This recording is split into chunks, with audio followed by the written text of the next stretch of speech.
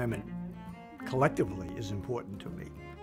I'm a water tester, or Baywatcher, I think is the right term. We actually measure how much that oxygen is diminishing. People go, "You can't snorkel here, it's not the Caribbean," and we say, "Yes, you can." It's the only bumper sticker I've ever allowed on the rear end of any car that I've ever owned.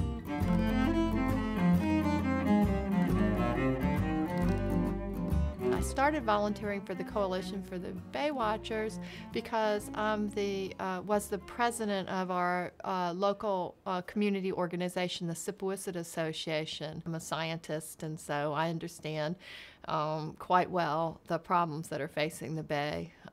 My previous career spent a lot of time looking at wastewater. I've spent a lot of time with local organizations in Falmouth dealing with wastewater issues. So I'm extraordinarily passionate. But the one thing that I think is wonderful about Baywatchers program, it allows me to connect every day with the days that I go out. It allows me to reconnect. I heard about the Coalition for Buzzards Bay, and while I was still working full-time, I became a member. And now that I've retired, I found out that there was an opportunity to help in the effort. And it meant going out and taking water samples and doing some fairly simple tests and turning in the results maybe once every 4 or 5 days all summer long. And I decided I could do that, and I've been doing it now for 3 or 4 years. The light is really pleasant early in the morning, and you suddenly go away from every other thing that you do, and your only job is to get some information on bay water and submit it to the coalition. I do enjoy it. It's almost a Zen-like experience early in the morning. Among the people that I now live with at a place called Pease's Point, they know me as the guy who stands up at association meetings and says, you know, if you haven't joined the Coalition for Buzzards Bay, why don't you do so? And here's a brochure. Most of them take it good-naturedly and do not much about it, but maybe a quarter of them do take the brochure and sign up. And whether they do it or not, they're still my friends.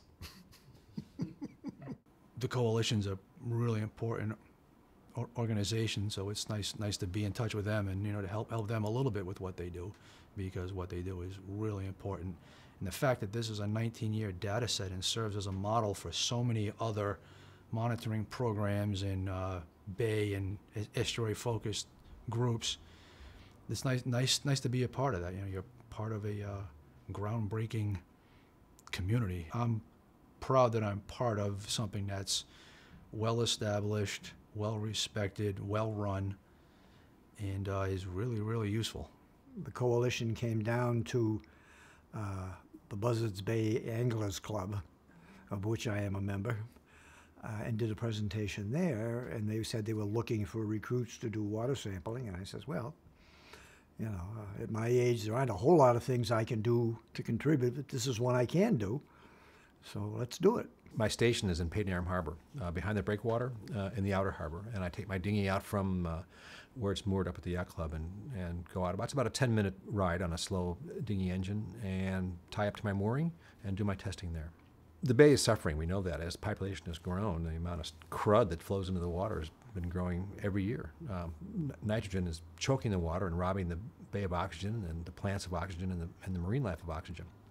So what the testing does is we go out and we actually measure how much that oxygen is diminishing week by week through the seasons and over the course of the years. We're now at 19 years of testing. And so with this information that we have in hand, we can chart the decline of the bay waters, where it's happening, and that way we can take action to mitigate that problem and to make corrections and restore the bay to health.